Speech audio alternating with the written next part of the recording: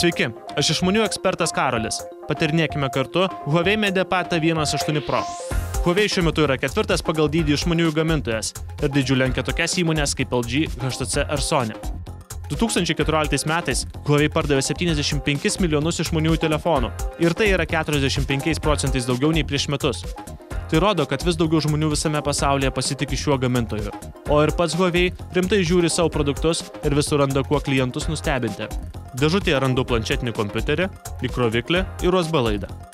Huawei MediaPad T1.8 Pro rankose laikyti patogu, nes tai pakankamai plonas įrenginys su maloniai užapvalintais kampais. Galinė nugarėlė metalinė, todėl jis ne tik tvirtai atrodo, bet ir neslysta iš rankų. Mygtukai ir jungtis išdėstyti patogiai. Viršuje prisijungia ausinės, dešinėje randu jungimo ir garso reguliavimo mygtukus. Kiek žemiau – microSD ir microSIM kortelių jungtis, o apačioje – microUSB jungtis. Pasaulyje tampa vis populiaresni planšetiniai su 8 colių išsižainės ekranu.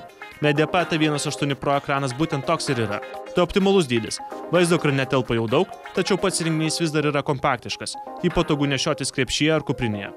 Galiu pagirti ne tik šio planšetinio dydį, bet ir ekraną. Nors ekrano raiška nėra labai didelė, tačiau jis gerai matomas įvairiais kampais, ryškiai atkuria visas spalvas. Patogu, kad galiu prie savo poreikių prisiderinti ne tik ekrano ryškumą, bet ir spalvų šiltumą. MediaPad T1.8 Pro baterija yra talpi. Aktyviai naudojantis jį tarnaus dieną ar net 2. Jei naudositės vidutiniškai, jį laikys ir ilgiau. MediaPad T1.8 Pro yra pakankamai galingas, kad viskas jame veiktų sklandžiai, net jeigu naudojasi keliomis programėlėmis vienu metu.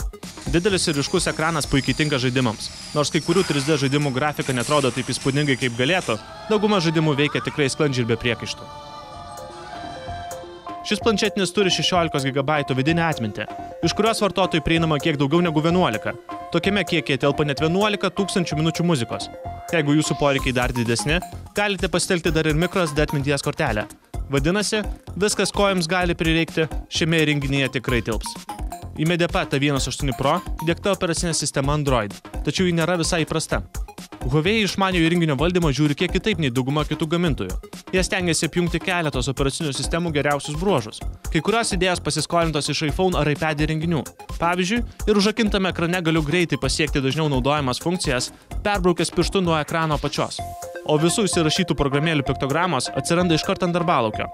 Manau, kad tai nėra labai patogu, nes pradžios ekrane sunkiau susigaudyti, bet galiu pagirti lengvą jau nebeaktualių programėlių pašalinimą. Man tai reikia tik nutempti jos piktogramą į šiukšliadėžę. MediaPad T1.8 Pro turi priekinę 2 megapikselių kamerą. Ji puikiai tinka vaizdo skambučiams. Šis planšetinis turi ir 5 megapikselių pagrindinę kamerą. Kaip ir daugumoje planšetinių, jie yra be blikstės. Tiesiog planšetinį kompiuterį pritaikyti darbui bei pramogoms ir kiek per dideli, kad būtų patogu jos naudoti kaip fotoaparatus. Didesnis ekranas suteikia galimybę patogiau dirbti, pramogauti ar naršyti. Be to, MediaPad T1.8 Pro palaiko 4G kartos internetą, taigi naršymo patirtis bus pati geriausia. Prireikus visuomet galėsite patogiai naudotis elektroniniu paštu, o keliaujant itin pravers tiksli navigacija. Nudžiugs ir knygų mylėtojai. Elektroninės knygas jame skaityti labai patogu. Ryškus ekranas leis mėgautis filmais, kur bebūtumėte. Kurti ir redaguoti Word, PowerPoint ar Excel dokumentus su šiuo įrenginiu tikrai paprasta. Galiausiai, visada smagu turėti planą B. Jeigu jūsų telefonas išsikrautų, galėsite skambinti ar siųsti SMS žinutes tiesiai iš MediaPad T1.8 Pro.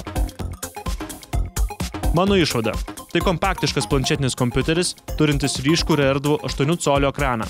Jo galimybės patiks visiems šeimos nariams. Jį rekomenduoju norintiems kasdienius veiksmus atlikti paprasčiau ir greičiau, o kelionėse turėti patogų įrenginį ir darbui.